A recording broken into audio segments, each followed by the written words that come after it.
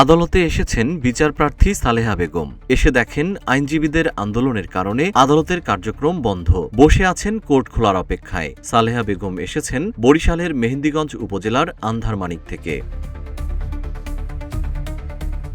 আইনজীবী সমিতির সভাপতির মুক্তিসহ ৩ দাবিতে আদালত বর্জন করেছে বরিশাল আইনজীবী সমিতি। ২৬ ফেব্রুয়ারি সকাল থেকে এ কর্মসূচি শুরু করা হয় বলে জানিয়েছেন জাতীয়তাবাদী আইনজীবী ফোরামের আহ্বায়ক ও মহানগর দায়রা জজ আদালতের পিপি নাজিমুদ্দিন আহমেদ পান্না। বিচারপ্রার্থীদের ভোগান্তির বিষয়ে পান্না বলেন, বড় একটা মঙ্গলের জন্য ছোট ক্ষয়ক্ষতি মেনে নিতে হয়।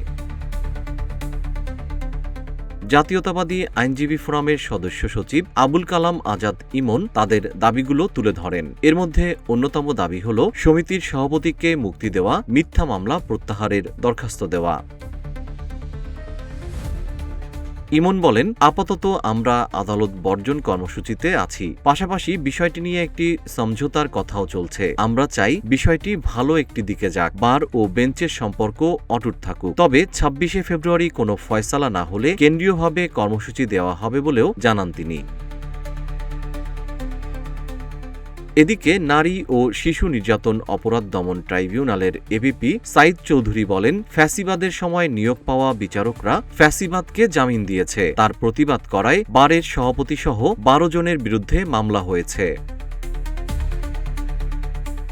২৩শে ফেব্রুয়ারি বরিশাল জেলা আওয়ামী লীগের সাধারণ সম্পাদক তালুকদার মোহাম্মদ ইউনুসকে জামিন দেয় একটি আদালত। তার জামিনের প্রতিবাদে পরদিন সকাল থেকে বরিশালের মুখ্য মহানগর হাকিম এবং অতিরিক্ত মুখ্য মহানগর হাকিম আদালত বর্জন করে বিক্ষোভ করেন বিএনপিপন্থী আইনজীবীরা। বিক্ষোভ শেষে দুপুরে আদালতের এজলাসে হট্টগোল ও ভাঙচুরের অভিযোগ ওঠে। তখন বিচারক এস.এম. শরীয়তুল্লাহ এজলাস ছেড়ে যান।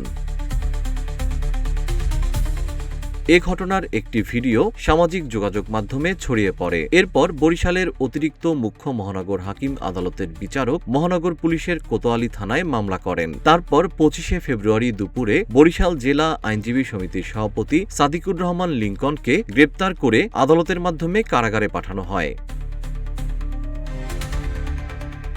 জি এম শিহাব, রূপালী বাংলাদেশ।